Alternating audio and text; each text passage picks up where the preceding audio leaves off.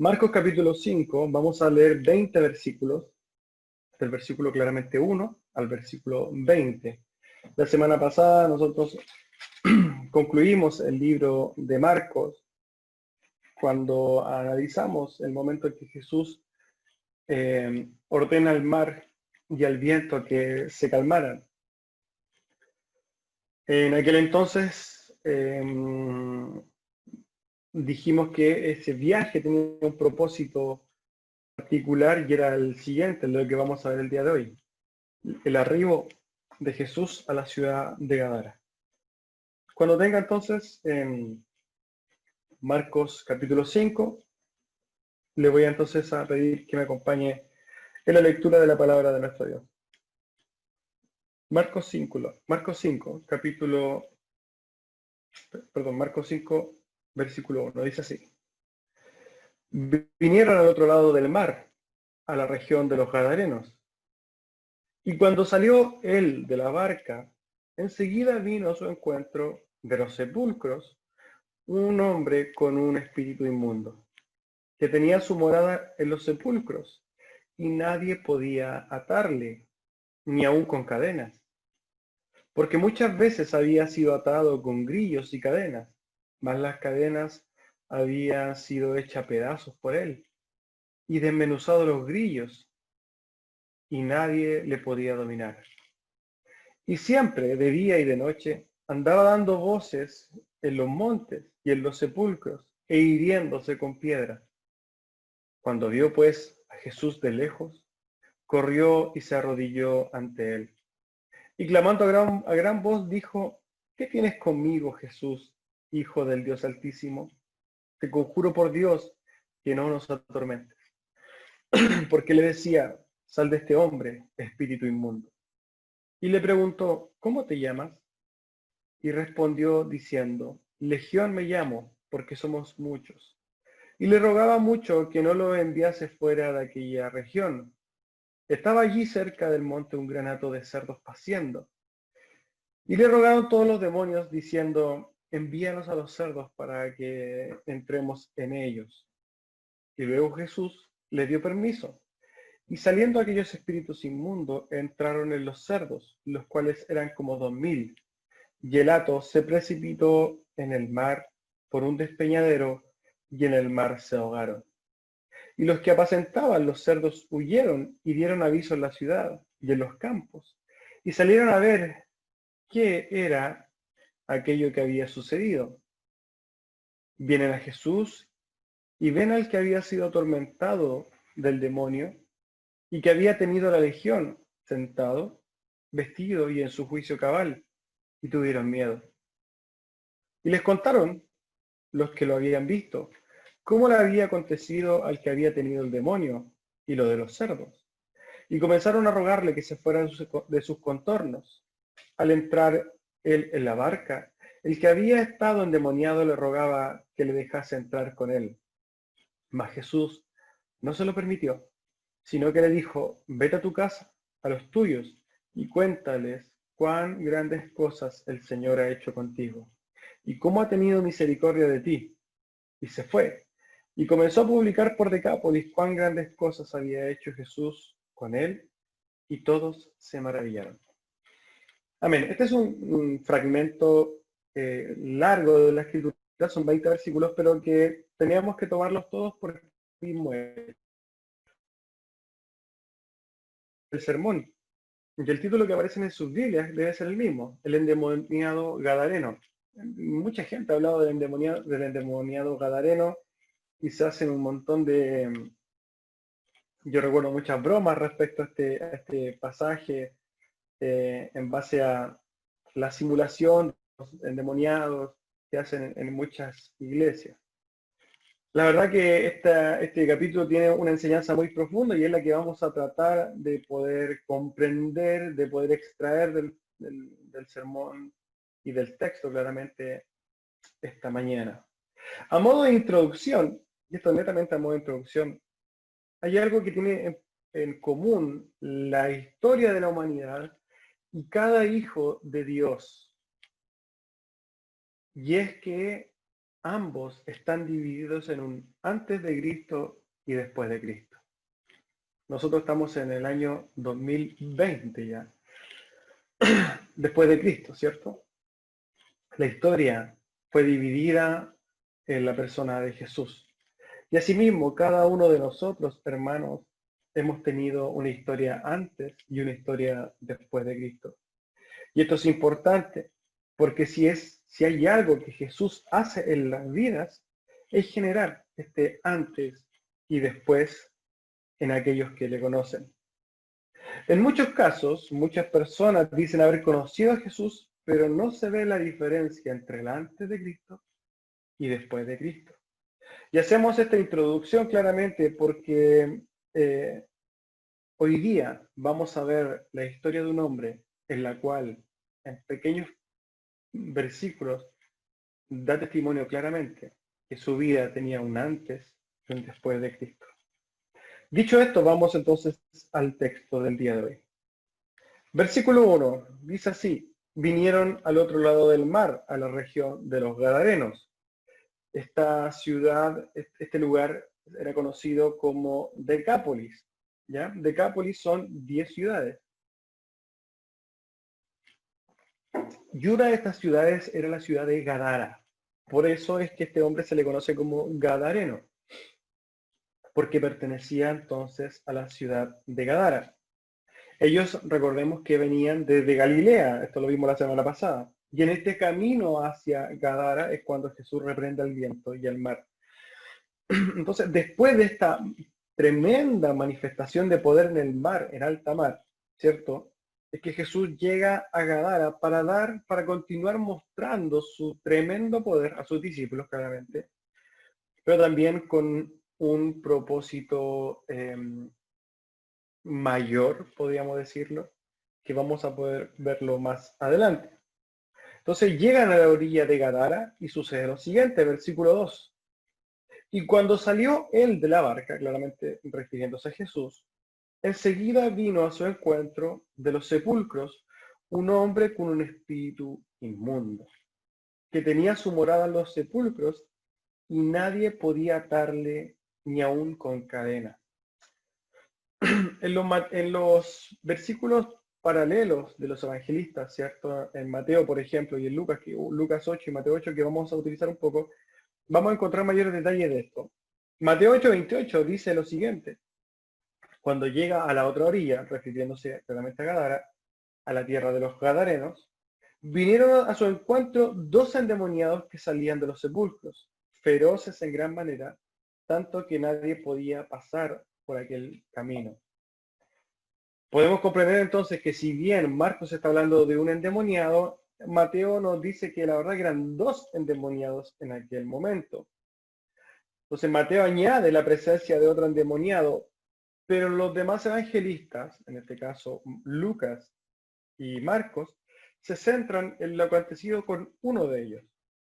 Lucas 8:26 al 27 nos dice lo siguiente. Son textos paralelos.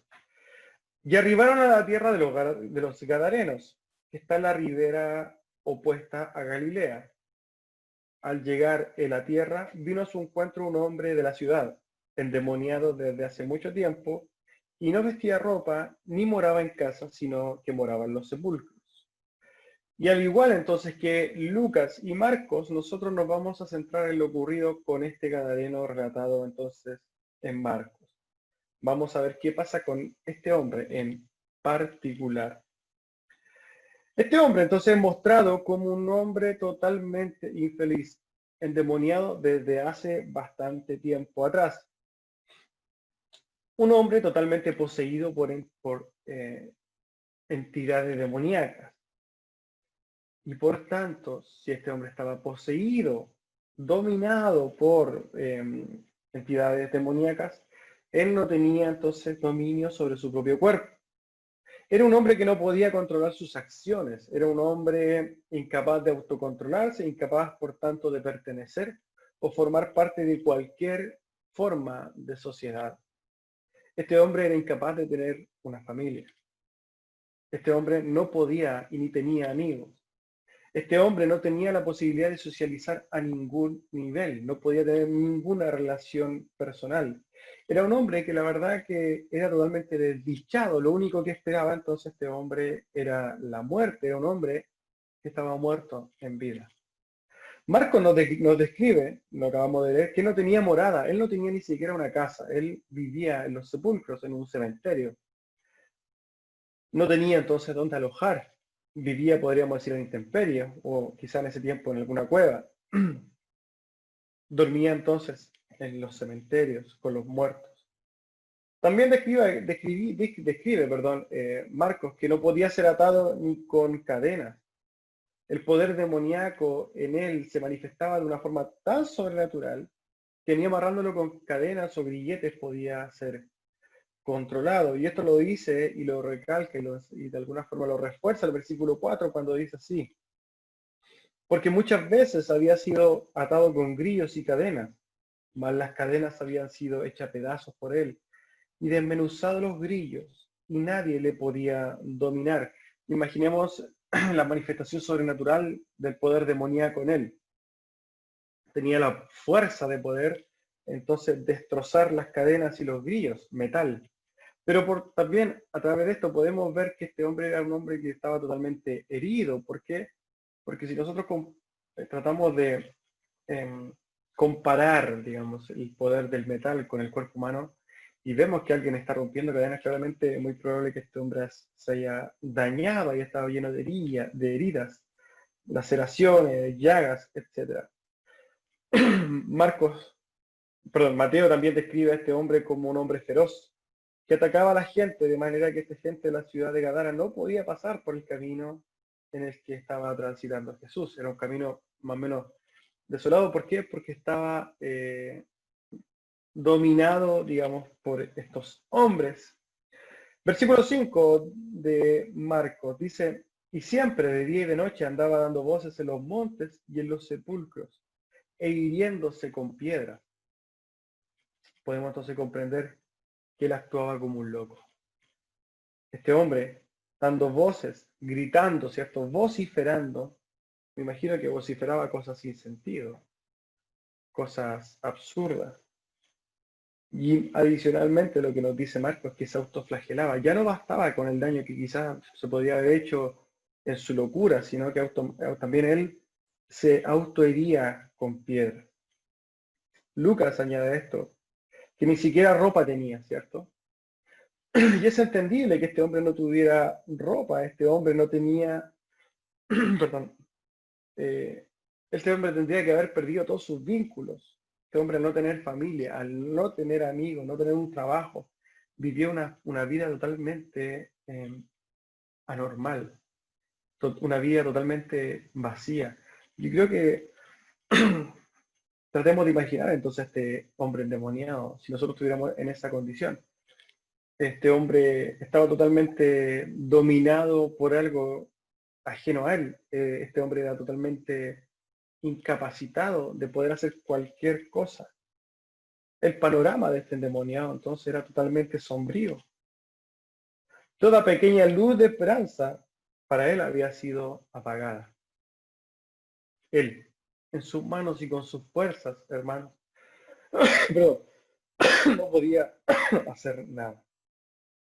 Y en esto también podemos vernos reflejados nosotros antes de conocer a Cristo. Tal como ese endemoniado estaba destinado a la muerte y sin esperanza, nuestras vidas estaban destinadas a la muerte. Nosotros, antes de Cristo, éramos muertos vivientes, tal como este hombre. Existe un pequeño paralelismo entre nosotros antes de Cristo y este hombre antes de Cristo.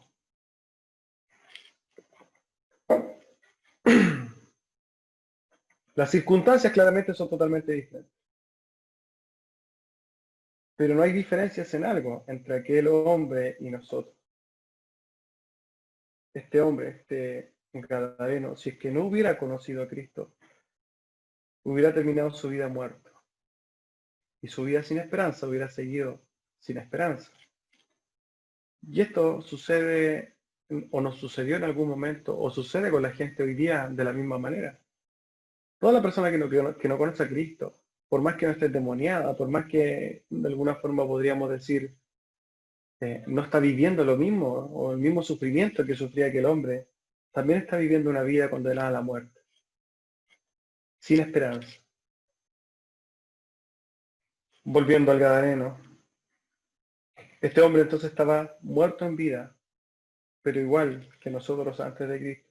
Este hombre no tenía razón de vivir, igual que nosotros antes de Cristo.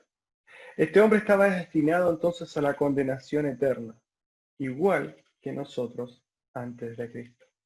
Este hombre estaba a merced de Satanás, igual como estábamos nosotros antes de Cristo. Este hombre entonces estaba totalmente perdido, igual que nosotros antes de Cristo.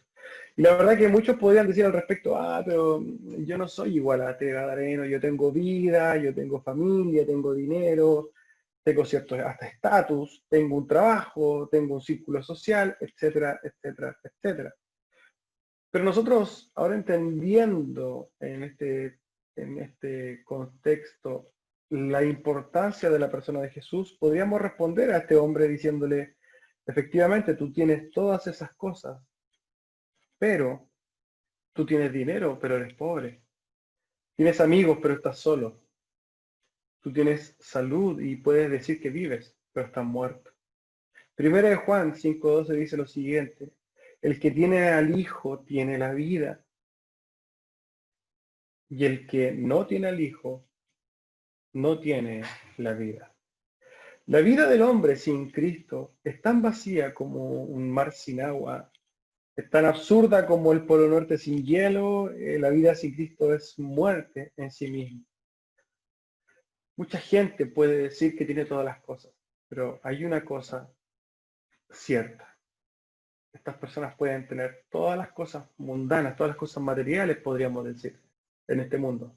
Pero si no tiene una persona a Cristo, está muerta y condenada eternamente. Pero siguiendo el texto, versículo 6, ¿qué nos dice? Cuando vio pues este endemoniado a Jesús de lejos, corrió y se arrodilló ante él.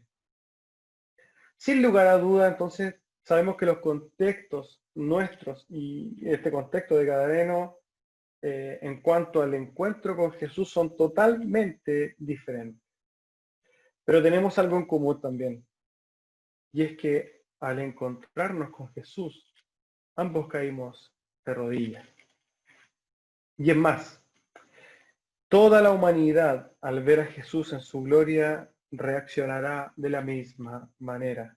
Filipenses 2:10-11 dice, para que en el nombre de Jesús se doble toda rodilla de los que están en el cielo y en la tierra y debajo de la tierra, y toda lengua confiese que Jesucristo es el Señor, para gloria de Dios Padre. Cuando el Señor regrese en gloria y majestad, toda rodilla se doblará delante de Dios. Pero en cuanto a nosotros, recordemos lo siguiente, y lo voy a tratar de invitar entonces a que recuerde su encuentro con Cristo. ¿Existe algún momento más hermoso en su vida que aquel cuando se arrodilló delante del Maestro? Existirá entonces un momento más sublime, más alto, ¿cierto? Que aquel cuando nos postramos delante de Él, o cuando nos postremos delante de Él en la eternidad. Nosotros nos arrodillamos en arrepentimiento y fe, pero aquel hombre fue llevado a las rodillas por razones diferentes. Estas razones las encontramos en el versículo siguiente, versículo 7.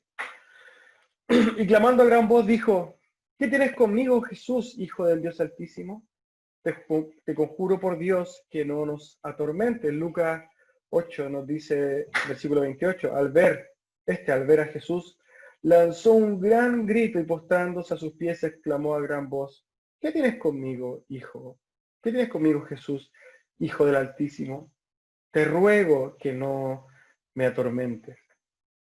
Este hombre entonces se arrodilló delante del Maestro, siendo controlado por los demonios que él tenía. En otras palabras, los que se arrodillaron delante de Jesús fueron los mismos demonios.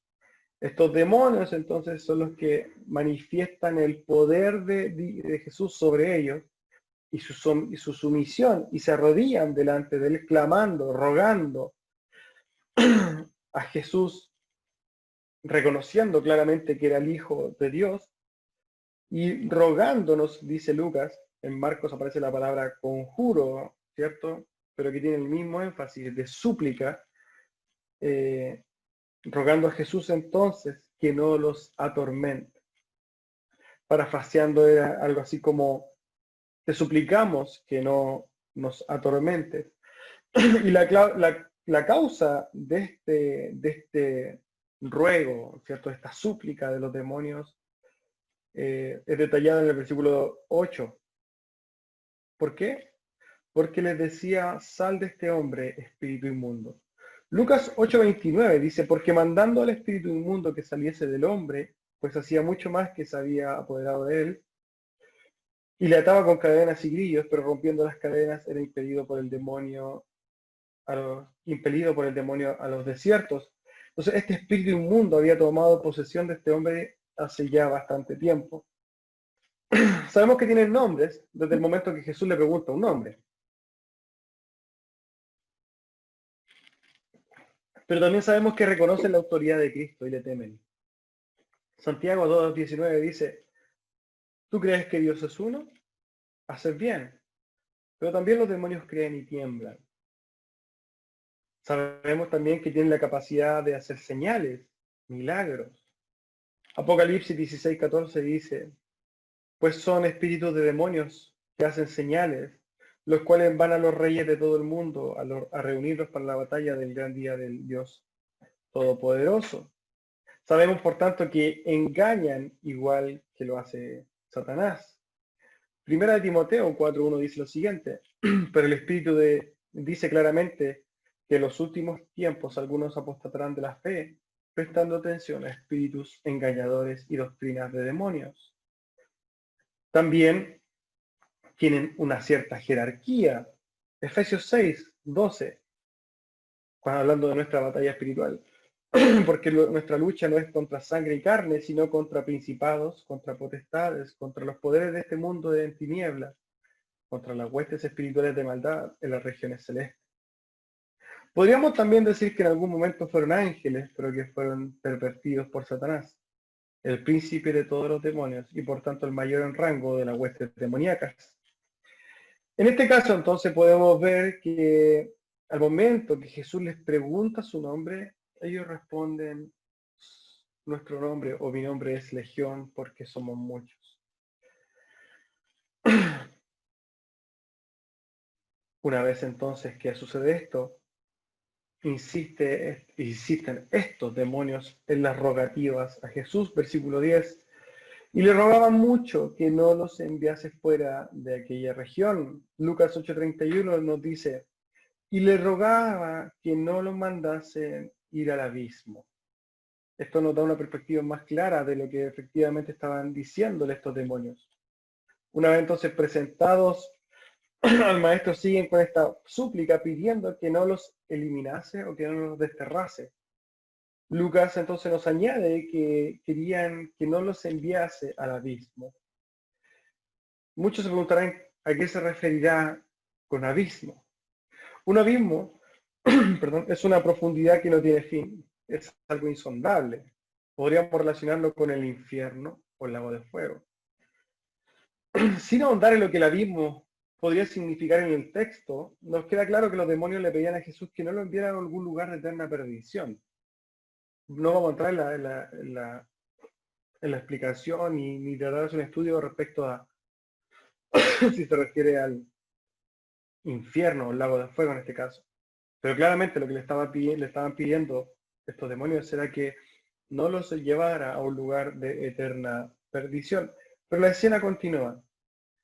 Estaba allí cerca del monte un gran hato de cerdos haciendo. Y le rogaron todos los demonios, diciendo, envíanos a los cerdos para que entremos en ellos.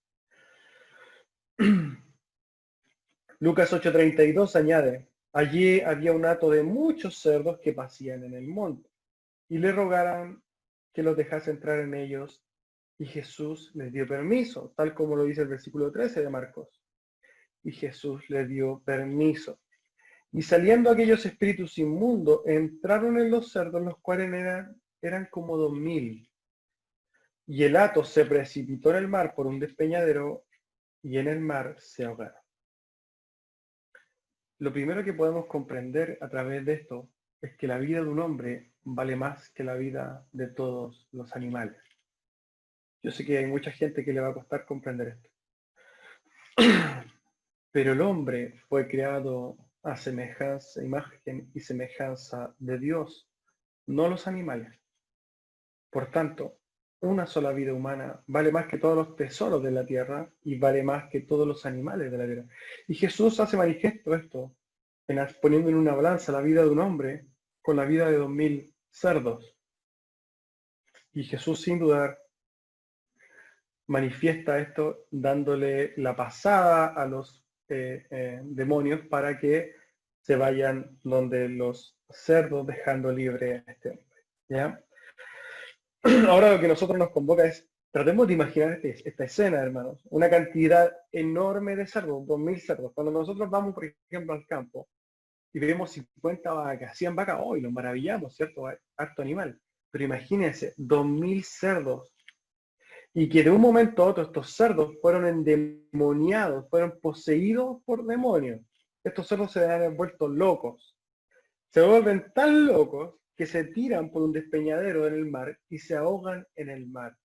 Traten de imaginar la escena, porque claramente leerlo es como, lo leemos fácilmente, pero si estuviéramos ahí con una enorme cantidad de cerdos, quizás nosotros saldríamos corriendo de miedo al ver una cantidad enorme de cerdos. Imagínense casi una embestida de animales. Debe haber sido una escena totalmente sorprendente, impresionante. Y es por esta extrema, portentosa, grande situación que se describe que podemos comprender entonces la reacción de las personas que estaban cuidando de los cerdos. Versículo 14. Y los que apacentaban los cerdos huyeron y dieron aviso a la ciudad y a los campos y salieron a ver qué era aquello que había sucedido. Entonces estos hombres que estaban a cargo de los cerdos salen despavoridos, salen huyendo por lo que había sucedido. Muchas de estas personas que fueron entonces a ver qué había sucedido, muy probablemente ya habían tenido algún encuentro desagradable con aquellos endemoniados. La gente ya los conocía, eran de conocimiento popular. Nadie puede estar ajeno entonces en ciudades pequeñas a la manifestación sobrenatural de algunas personas endemoniadas. En aquel momento yo creo que toda la ciudad, muy probable que conociera entonces a estos endemoniados. Y muchos de ellos, muy probable que también que le hayan tratado de ayudar. Cuando vemos los primeros versículos dicen que lo ataban con cadenas, me imagino que era gente que trataba de ayudarlo, pero no podían haber hecho nada. Y sabían de la fuerza extrema, sobrenatural de estas personas. Sabían que ellos estaban totalmente fuera de sí. Sabían que que este endemoniado era un hombre que era intratable. Pero se sorprendieron de tal manera al verlo, porque estaba sentado y en su juicio cabal. Quizás cuántas personas entonces fueron atormentadas, quizás en el camino donde nadie podía andar. Quizás cuántas personas fueron atacadas por estos hombres. Pero este hombre había sido sanado. Y al ver tal cambio, la gente tuvo temor, porque comprendió que para poder ayudar a este hombre, el que ayudó a este hombre tenía que tener un poder mayor que el endemoniado. Aquí estamos hablando de manifestaciones de poder. Recordemos entonces que este hombre rompía cadenas y grilletes de metal. Era totalmente entonces visible en este hombre que había pasado algo totalmente sobrenatural. Y era lo siguiente, es que este hombre había tenido un antes y un después de Cristo. Haciendo una pausa al respecto, hermanos, la pregunta que debemos hacernos cuando nos acercamos a este texto es la siguiente. La gente que ve tu vida, o ve nuestra vida, vamos a hablar de nosotros, la gente que ve nuestra vida puede ver claramente que existe un antes y un después de Cristo. ¿Es visible entonces en mi vida que yo realmente conocí a Cristo? Son preguntas que tenemos que hacernos, sin duda, cuando nos acercamos a estos textos. Los textos son para masticarlos, para analizarlos, para vernos como un espejo. Si la gente puede notar en nosotros que claramente hay un antes y un después de Cristo, gloria a Dios por eso. Pero, ¿qué pasa con alguno de los oyentes que está escuchando este sermón? Pero la respuesta es no. La gente no puede determinar un antes y un después de Cristo en mi vida. Esa persona entonces debe plantearse seriamente si está en la fe. 2 Corintios 13:5 dice: examinaos a vosotros mismos si estáis en la fe. ¿Usted ama a la iglesia? Uno debería amar lo que Dios ama, y Jesús murió por su iglesia. ¿Cuándo peca? Y en esta pregunta va para todos, porque todos pecamos. ¿Siente una amargura indescriptible que lo lleva a las rodillas en arrepentimiento? ¿Busca conocer más a su Dios? ¿Busca conocer más a Cristo? ¿Cada día más? ¿Cree que la Biblia es la palabra de Dios y busca conocerlo y busca obedecerlo a través de ella? ¿Se acerca a su Biblia? ¿O la tiene como un artículo más? ¿Tiene luchas en su interior con el pecado? ¿O el pecado corre libremente por su vida? ¿Se niega a sí mismo entonces obedeciendo a Dios en vez de hacer lo que usted quiere? Jesús dijo: el que quiere venir por de mí, niéguese a sí mismo, tome su cruz y sígame. ¿Anhela que la gente conozca entonces de Cristo? Y para esto le pregunto, ¿sabe usted lo que es el Evangelio? Si yo le preguntara a usted qué es el Evangelio, ¿usted estaría en condiciones de responderme? Si usted a estas preguntas, y haciendo un análisis, se da cuenta que en estas preguntas usted la gran mayoría dice que no, le voy a dar un consejo, y es: huya de la ira de Dios y vaya a los pies de Cristo en arrepentimiento y fe. Volviendo al texto y dejándote un poco al margen esto, versículo 16. Y les contaron lo que habían visto, cómo le había acontecido al que había tenido el demonio y lo de los cerdos que se habían precipitado al mar. Y comenzaron a rogarle que se fuera de sus contornos. Lucas 8:37 nos dice: entonces toda la multitud de la región alrededor de los Gadarenos le rogó que se marchase de ellos, pues tenían gran temor. Y Jesús, entrando en la barca, se volvió. Veamos y analicemos la reacción entonces de estas personas que fueron desde la ciudad a ver lo que acontecía a orillas del mar.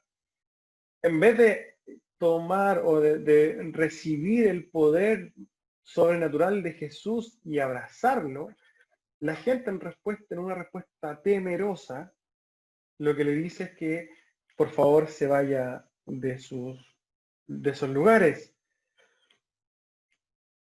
Cuando entonces se le contó lo que pasó, el temor no se fue, sino que fue aún mayor, y es por este motivo entonces que le piden a Jesús que se fuera.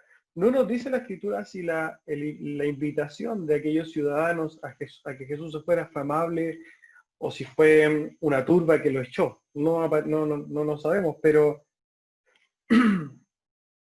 cuando el versículo 17 dice: comenzaron a rogarle que se fuera de sus contornos, podríamos entonces ver indicios de que fue una invitación amable, una invitación cordial. Independientemente de la forma en que fue solicitado a Jesús, podemos ver entonces que Jesús accede a ir. ¿Qué pasa en el versículo 18? Al entrar él, Jesús, en la barca para irse, el que había sido endemoniado le rogaba que lo dejase estar con él. Y aquí tenemos mucho que pensar, hermano, respecto a la respuesta de este hombre. En este momento, entonces, se hace manifiesto el agradecimiento de aquel hombre hacia Jesús, este hombre que había sido vuelto a la vida. Esta respuesta que vemos En este hombre es la respuesta que todo hijo de Dios debería tener. Si alguien, por ejemplo, algún día le pregunta, hablando de los frutos cristianos, alguien le pregunta, bueno, ¿y qué tengo que hacer? ¿Qué quieres que haga? ¿Cómo manifiesto mi cristianismo? Yo creo que usted podría llevarlo perfectamente a este pasaje, versículo 18 de Marcos 5, y ver cuál fue la respuesta de aquel endemoniado. Nosotros podemos ver entonces la respuesta de aquel hombre, perdón, de aquel hombre endemoniado y mirarnos en un espejo. Podemos mirarnos en el espejo y ver cómo anda mi reacción o cómo anduvo mi reacción al encontrarme con Cristo y cómo fue la de este hombre. Pregúntese usted y trate de hacer memoria. ¿Cuál fue su respuesta cuando conoció a Jesús? ¿Cuál fue la respuesta o cuál es la respuesta diaria hoy día, sabiendo que a través de Jesús fuimos salvados y que a través de Jesús fuimos vueltos a la vida? Tu respuesta o nuestra respuesta fue parecida siquiera a la respuesta de aquel endemoniado. Se manifestó nuestra gratitud y se manifestó algo genuino en agradecimiento en nuestras vidas en respuesta a nuestro Salvador. Este hombre estaba muerto antes de Cristo, al igual que nosotros. Este hombre respondió dejándolo todo en pos de Cristo.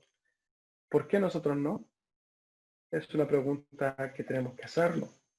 Hoy vivimos en una sociedad claramente tan cómoda, individualista, hedonista, egoísta, que cuando la gente conoce a Cristo o cree conocer a Cristo, en vez de entregar sus vidas en pos de Cristo, se preguntan, ¿y por qué yo? ¿Por qué tengo que ir yo? ¿No hay otro? ¿No lo puede hacer otra persona? No, es que yo no me siento capacitado. No, es que me da miedo. No, es que a mí me da vergüenza. Y esto, hermanos, estas respuestas surgen porque no se conoce a Jesús, no se conoce la gloria de Dios, no se conoce la santidad de Dios, no se conoce a la persona de Dios. Porque si realmente conociéramos a Dios, diríamos tal como Isaías dice en su libro cuando se encuentra con el Señor, heme aquí, envíame a mí. O diríamos tal como este hombre que le responde a Jesús, yo quiero ir contigo, yo quiero estar contigo, manda, haz lo que quieras, yo en este momento estoy a disposición tuya. Así mismo responderíamos. Hay un film, una película conocida, mucha gente la ha visto, que se llama El Conde de Montecristo, y hay una parte donde el protagonista, el actor es el mismo de La Pasión de Cristo, ahora me está acordando. Hay una parte de la película donde él se pone a pelear con un hombre, lo hacen pelear por su vida. Este hombre vence a un hombre, pero le perdona la vida. ¿Qué tiene que ver con esto? Lo que pasa es que ese hombre, que fue perdonada su vida, le hace un juramento a aquel que lo perdonó, al protagonista, y le dice, yo te voy a servir el resto de mi vida. Y se transformó en un sirviente de él, de alguna forma voluntaria, en respuesta, en agradecimiento al perdón que le había dado el protagonista. Y tiene mucho que ver con esto, porque es la misma reacción que tiene el gadareno. Cuando es salvado, cuando es vuelto a la vida por Cristo, Él le dice, ahora yo vivo para ti, yo no pienso más en mí. Hermano, Él no tenía nada, y esto es lo que nosotros tenemos que comprender. Ese hombre no tenía nada, no tenía nada antes de Cristo. Y si usted piensa que usted tenía algo antes de Cristo, usted está totalmente equivocado, porque tal como es el demoniado, nosotros no teníamos nada antes de Cristo. Por tanto, cuando nosotros nos disponemos a vivir para Cristo, nosotros no vamos a perder nada. Hay un cliché en la iglesia que tú tienes que dejar cosas. Usted no tenía nada antes de Cristo. Usted no tiene que perder nada, usted no tiene que dejar nada, porque nada tenía. Usted tiene que comprender que todo lo que tiene está fundamentado en Cristo Jesús. Y cuando usted comprenda entonces realmente esto, no le va a doler dejar su comodidad, que era muerte. No le va a dejar, no le va a complicar dejar su hedonismo, porque es muerte. No le va a complicar dejar sus divertimentos, sus pasatiempos y sus hobbies, porque era muerte.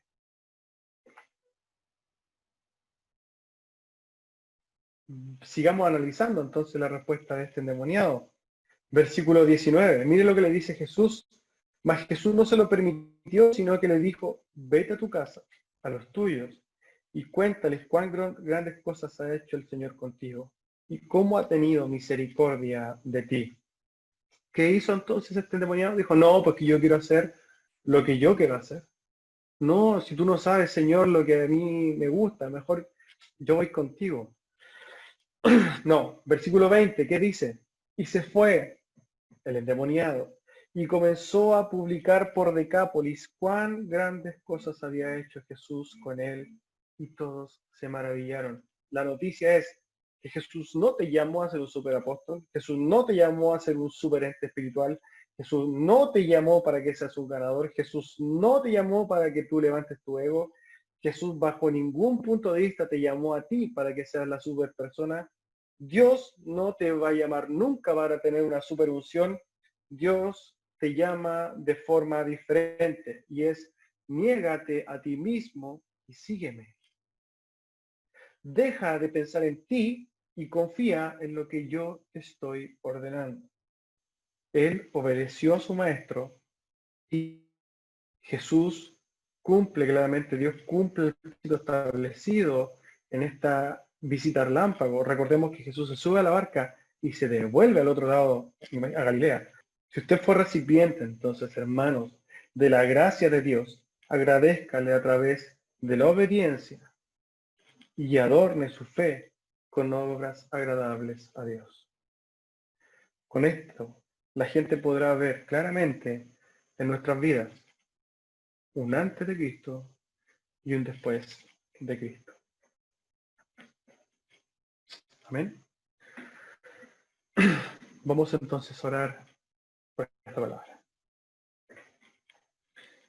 Amado Dios y Padre Celestial, agradecemos, Señor, la vida de este endemoniado, el testimonio que podemos encontrar en las escrituras de este hombre y el ejemplo de respuesta que nosotros como hijos de Dios deberíamos tener. Un corazón sinceramente agradecido, Señor, a su obra, debería ser manifiesto en cada uno de nosotros. Le pedimos que usted nos ayude, Señor, a que nuestra respuesta día a día, Señor, sea conforme a un entendimiento profundo y un agradecimiento profundo a su obra de salvación. Oramos, Señor, para que el oyente de esta palabra, Señor, sea de alguna forma, no sé si la palabra será tocado, sino que sea enseñado quizás, sea motivado, conmovido, Dios, a poder comprender, Señor, estas verdades espirituales y que podamos comenzar a vivir una vida fundamentada, Señor, en el agradecimiento y no en el temor, no pensando si es que yo me voy a perder mi salvación o si es que vamos a dejar digamos, de ser bendecidos si es que no hacemos algo por usted, sino que entendiendo que usted ya nos dio todas las cosas y que hoy día no hay nada más que perder, Señor. Ayúdenos a generar esta conmovisión profunda en cada uno, Señor, de los oyentes de esta palabra, en cada uno de sus hijos, Señor, para que así podamos vivir vidas gozosas, Señor, en usted. Damos gracias, amado, en el santísimo nombre de Jesús. Amén.